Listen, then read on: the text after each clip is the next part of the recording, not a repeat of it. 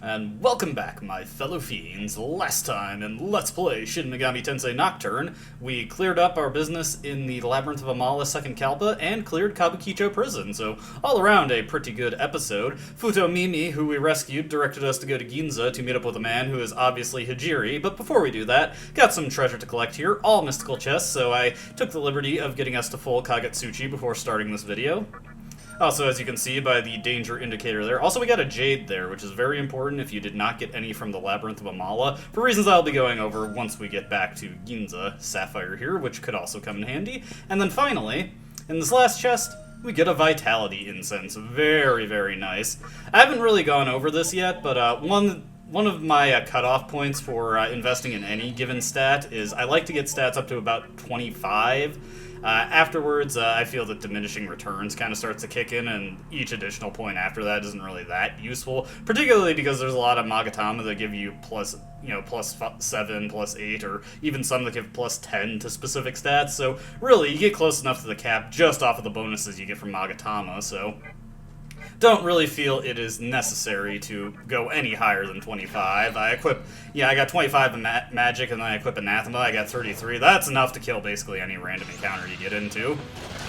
Now, the big reason why that Jade is handy there is you can get 2 from the Labyrinth of Amala from a hidden chest in the first Kalpa, but having a guaranteed one here is nice because there's a particular spell we can get off of Mitama that is very, very handy, and we can trade the Jades for Mitamas.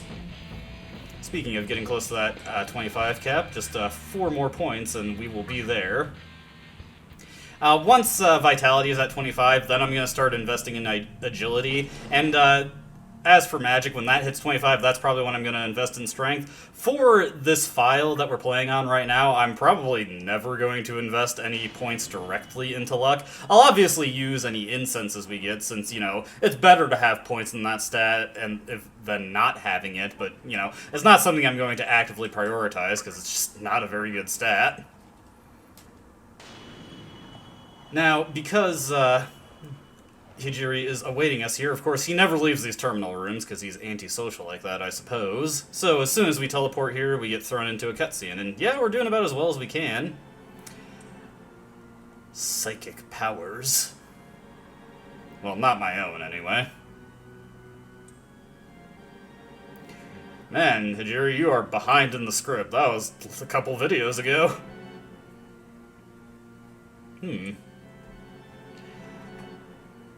We actually would enjoy knowing that. It'll give us some direction here. So, Hijiri is going to use his elite Amala hacker skills to figure stuff out for us, but there's a catch. He needs a terminal that isn't actively being monitored by Nihilo.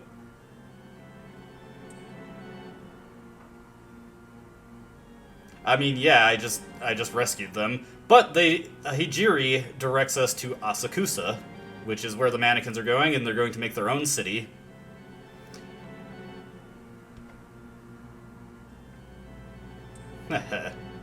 So, there's our goal for, what? Yeah, totally. We don't have anything else to do. Sure, we'll do it. Well, at least he's considering our feelings, but we were gonna go there anyway, since where else are we gonna go? Now, the thing is no, never mind, he says it right here. I was gonna say, I don't think you get directed to the, Ikebukuro Tunnels, but no, Hijiri does, throw us a bone there. But before we do that, it of course would be wise to heal up, restore MP. Honestly, it would probably be wise to go buy some chakra drops, because the Ikebukuro Tunnels are a bit of an expansive dungeon. Not terrible, but still pretty easy to get lost in. Yeah, let's recover there. Now, like I said, we wanted that Jade so that we can pick up Imitama, so let's head over to Rag's Jeweler. I got Pisaka's Estoma in effect, right? No, I do not. Now that we have that in effect, I shouldn't have to worry about things harassing me here. So, let's trade some gems for a Kusi Mitama.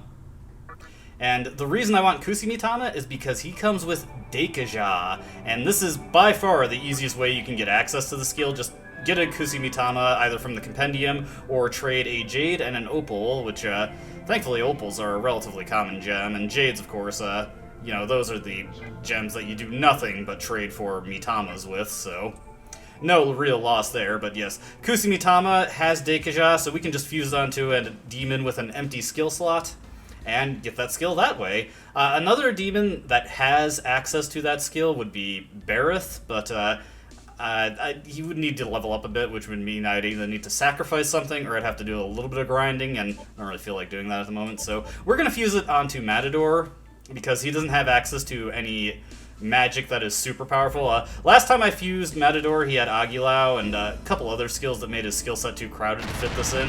This time around, he doesn't have that, so he's not really going to contribute on damage. So in the situation where I see that it'd be good to use Deikaja to purge enemy buffs, he's going to be pretty good for that, particularly because he'll always go first due to his extremely high agility. Even more so because Kusumitama boosts vitality and agility. You know, a few points of vitality is also nice, gives him a bit more survivability. Now that that's taken care of, we'll warp over to Ikebukuro. That's all I really wanted to get there. So let's head on out. Let me get my notes up also, so I have my item lists. Let me see here. Okay. And head over to Ikebukuro. Yeah, a bit thrown off by the warp list here. I've been playing my personal file. Currently working on getting all demons in the compendium, save for one, so I can show off the special message you get when you fill out the compendium. So let's make a save here, just in case. Don't think anything terrible will happen on our way to the Ikebukuro Tunnels, but you never know.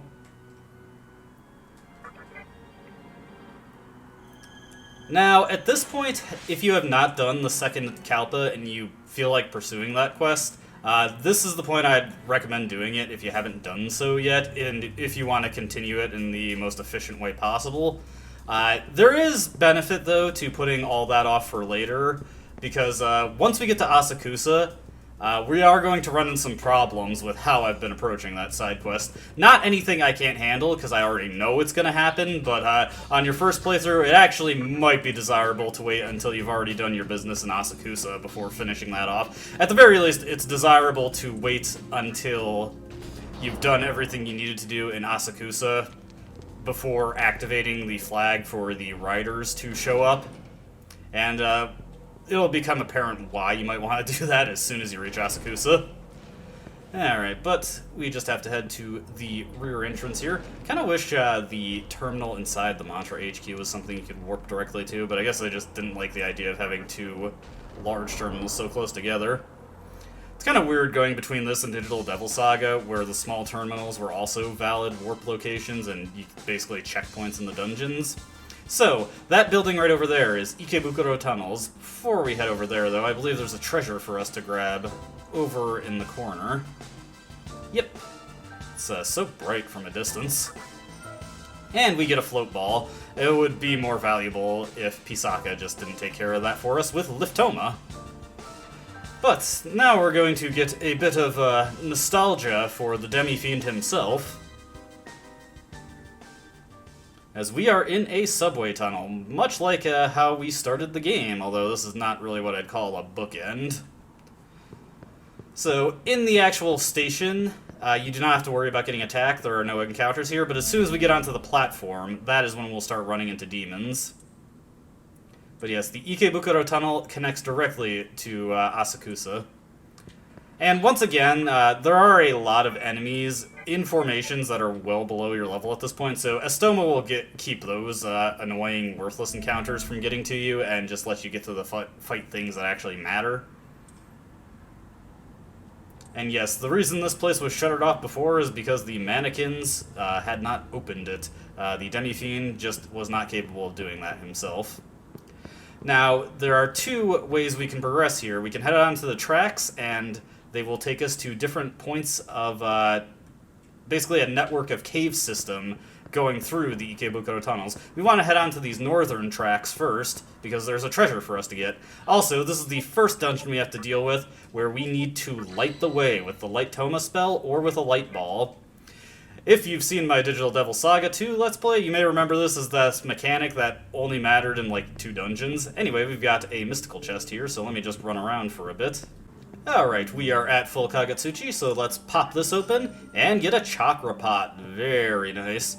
Also, I gotta say, I kind of like the ambient music here. It's kind of like got the sound effect of water dripping in the background. I think it sounds cool. One thing to note about this area is that one of the enemies that you can run into is Kelpie, and Kelpie is among a handful of enemies that actually drop jades, or have a chance to drop jades when you kill them. So if you actually want to get a bunch of Mitamas from Rag, Kelpies are an enemy you want to look to kill so that you can get a supply of jades to trade over.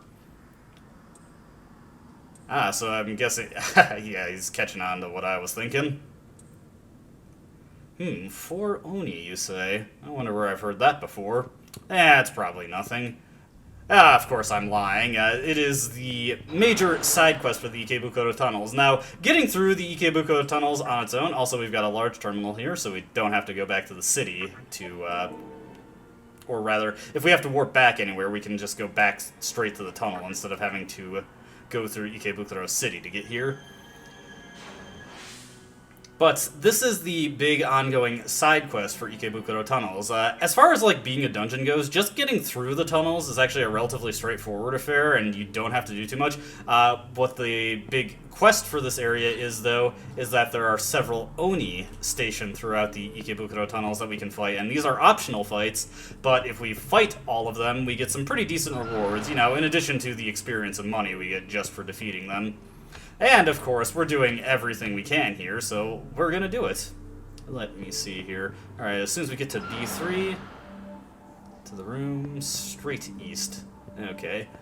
Now, the final enemy that we're going to fight for this little side quest is, what do we got here? Mothman. This is where you can first encounter them for real. I think this is, yeah, this is also where you can first encounter New enemy in the center there, Jirei Saru Tahiko. Let me see. He is weak to nerve. He's also one of the first enemies we come across that can counter physical damage, so be wary of that if you're having a non-fizz resistant demon try to attack him. We'll just do a tornado here to take the rest of these guys out. It's pretty nice to run into Mothmen here because they give out pretty good experience. And let's see, yeah. Arahabaki is immune to physical, so it doesn't really matter if he counters. And we're hoping that Arahabaki tanks a few of these to burn through this guy's turns. Oof. Hell Thrust is a pretty nasty move, as you can see. Also, he's focused there, so let's just Fire Breath him to death. That should take him out. I'll use a Revival Bead to get Matador back on his feet. Yeah, there are quite a few enemies in this game where if they are left by their lonesome, they will use either Beast Eye or Dragon Eye to give themselves a bunch of extra press turns, and that actually makes them pretty threatening. Arguably more threatening than, like, actual legitimate groups of enemies, which is kind of, you know, funny to think about, but it is something you have to be mindful of. I believe Eligor was the first demon we came across in the Assembly of Nihilo who had that kind of pattern, but we get a Deikaja rock from this, hinting at the importance of having access to that spell in any capacity, although for the amount that you have to use it for the strategy I'm going to be employing for the special boss fight we're going to be getting into, you're going to need a lot more than you can get from just the rocks. Even if you've got... Oh, that was the wrong spell. We need Light Toma. I forget if there are any areas where we actually need the Lift Toma. Let's see. And I forget which way we want to go. There's a bit of a maze here, and I don't actually have a map up for this one. Let me see. In here... Get an attack mirror, alright. And then we fall through a pit, and this is one of the gimmicks we have to deal with here. We've got pit traps to worry about. Here's the enemy that I actually did not encounter in the Labyrinth of Amala, Black Ooze. This guy is weak to Elec, so once we get to Raiju's turn, we can deal some decent damage to him with that, but it doesn't really matter because they're pretty vulnerable to magic in general. Like a lot of the blob-type enemies, they are pretty resistant to physical attacks, so don't count on that to do great damage. And, you know what, even though they're resistant to it, it's a free crit, something I can guarantee a press turn off of. And just another Fire Breath, and yeah, pretty easy, guys. They also give pretty good experience, especially since they're only level 28 demons. Let's take a look at what we got here. Yeah, 400, not bad. 600 Maka off of them, which I won't say no to either. I actually forget which direction I need to head to get out of here. But that room where I got the Deikaja rock, you may have noticed that ladder next to it. I did not go down that for the reason that if we happen to fall through any pits, this is where it loops back around to. I was totally meaning to just demonstrate it, but C2R... Oh, it's a little dark, but yeah. When it's not glowing, it's a lot harder to see those. The shadows in this game are actually pretty harsh. It does not help that the brightness setting on my TV are a little different from the brightness settings of the recording, so it may look a little more obvious to you. Ooh, this could be good. I don't think I do, unfortunately. Let's see, yeah. I actually would give that to him because he would join us there. Now this is our first opportunity to use Dekunda to get rid of that nasty war cry. That was a very significant reduction in our attack power. It's absolutely worth it to use Matador's turn up to get rid of that. So there we go with that, and hit this guy. Kind of wish, what is it? Arahabaki, he had a multi-targeting physical attack, but that wasn't really something I was able to work on to Momonofu. And that was relatively straightforward. You know what? Why do I have Raiju in my team anymore? Yeah, he's not important anymore. He was entirely just there for Kabukicho Prison. Didn't even give me an incense. Actually, I had crazy luck in my personal file earlier. I got 2 luck incenses from my demons and gifts at the same time when they leveled up. It was pretty nuts. Because I am actually working on getting the luck stat. Oh, whoops! I thought that was the wrong demon. I wanted to use Kikure Hime. But yeah, I'm working on the luck stat to go through the doors that you need to go through in Labyrinth of Amala that require a ton of luck. Yeah, it's just so annoying when you get to that point and realize, what? I need that much luck? That is ridiculous. Let me see here. And, yeah, we do not need to go that way. So we will just go through the door and head down this ladder. Okay, where does this take us out? We are in B4. Heading straight here. And I believe I want to go this way. Oh, hey, there's Kelpie. So yes, these guys can drop Jades, which is pretty handy, honestly, so definitely focus on taking these guys out whenever you see them. If you want to recruit them, you could, but there's another opportunity to recruit them later, and they're not a terribly good demon, so I'm not too concerned about it. Hey, another level up for Arahabaki. He had already gotten Stone Gaze in the previous dungeon, so I'm not too concerned about anything he learns after that. Stone Gaze is just the thing that I really want, because it's going to be super important for a boss fight that's coming up probably within the next couple of videos, honestly. Yep, we do have... damage floors here. Alright. Fortunately, we also have a save terminal. Let's see here. Just reviewing my notes, because I took note of where the bosses are. So, let's save here. Just in case something goes wrong, though if I remember correctly, we do actually get the first go in these fights, so it's not as critical or important that the first turn goes super well. Mainly, well, what I mean by that is that I'll have an opportunity to fully debuff their offense. So I won't have to worry as much about getting utterly destroyed by their attacks, since I'll be able to just neuter their offense before they do anything. In that last fight, I managed to recruit Saru Tahiko, which is not a demon that I really care about. He nulls instant death, so that's pretty nice. Nerve isn't a terribly common ailment type, and it doesn't... In this game, sleep is a mental ailment, so you don't have to worry about that. That was always something I had super hard time actually keeping track of in Digital Devil Saga's sleeping and nerve ailment. They did that specifically because mental ailment protection is just ridiculously good in this game. Being able to block sleep is pretty important because a lot of enemies that have Dormina later in the game... A lot of the things that have Dormina later in the game also have access to the Eternal Rest instant kill move that just automatically kills anybody who's afflicted with sleep. So that's something you gotta be really mindful of. Okay, this should have a medicine in it, and it does. And what do you got to say?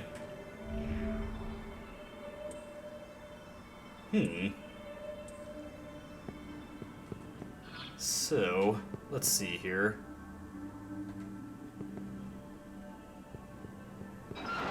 And I believe once we get out of this hallway, once we get to the end of this hallway, we just hang a right here and open up this treasure. Here we get a Soma droplet, pretty handy to have. And there should be one more treasure once we go through this doorway here. Slowly remembering what this place is laid out like. Now this cash cube is a trap, and it contains enemies. And we got 3 trolls here. Of course they whiffed against our Hibaki. Okay, that works out for us. Okay, so trolls are weak to mental ailments, which we do not have access to, so we're just going to hit them with Fire Breath. That should deal enough damage. Let me see here. Wing Buffet should also do it. I'm always gonna make that mistake. Let's see. We'll use Andalusia, and we'll judge it based on what's left here. Alright, just to be absolutely safe, I'm gonna use a Fire Breath here. And there we go. Now, we get a set treasure for defeating these guys. We get a Smoke Ball. Pretty handy to have. Alrighty. Let me see here. Yeah, we'll use a Diorama there, and then a Mei-Dia to top everybody off, and we are good. Just speaking of Kikurihime, yeah, she's a little ways off from her next level up. Once she's past that next skill, she'll have the skill that I actually want, and it's a very good one.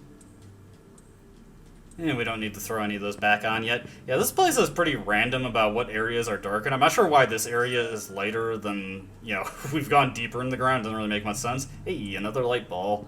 Pisaka is actually getting a little low on MP, so I may end up just needing to use those items out of necessity, but we'll see what happens.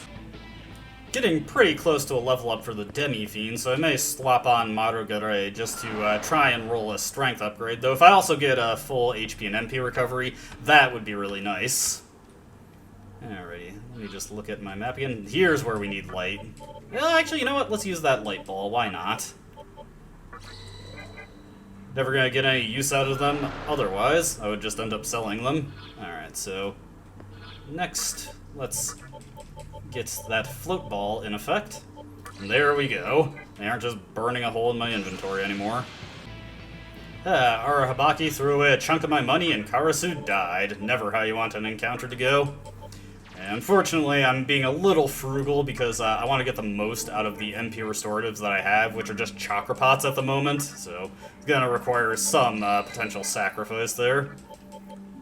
And very close to a level up. Next fight has a high probability of giving me one, so we're going to swap on to Madogare right now.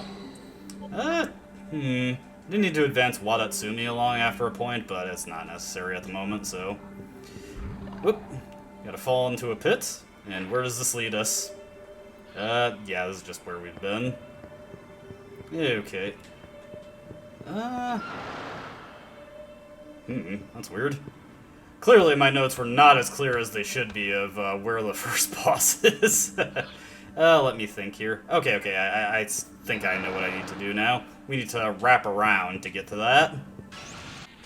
Haha, nothing like your team getting confused and throwing away an extraordinarily large chunk of your money. Ah, well, something that happens. And unfortunately, I did not get the strength increase there, but I also needed the healing, so I feel that balances it out. Kurihime is running very low on her MP at the moment. Not too much of a concern. We'll have a chance to duck out of here and heal if I need to. Okay, so we want to go as far as possible. And then wrap around here. And the way forward should be right here. And let's head along this way. And at the end of this hallway... Now, you know you're in the right place if you see these areas marked as Stone Cave. And hey, it's Kinki. Let me see here. Just want to make sure Matador has enough MP to actually contribute, so we're going to give him that Soma droplet we found, just to top him off a little bit.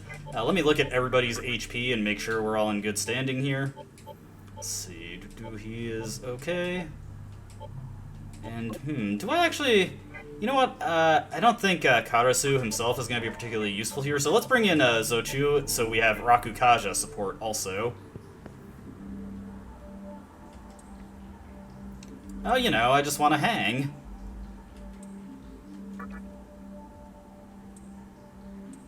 Oh, have you heard of me? Well, diplomacy has failed.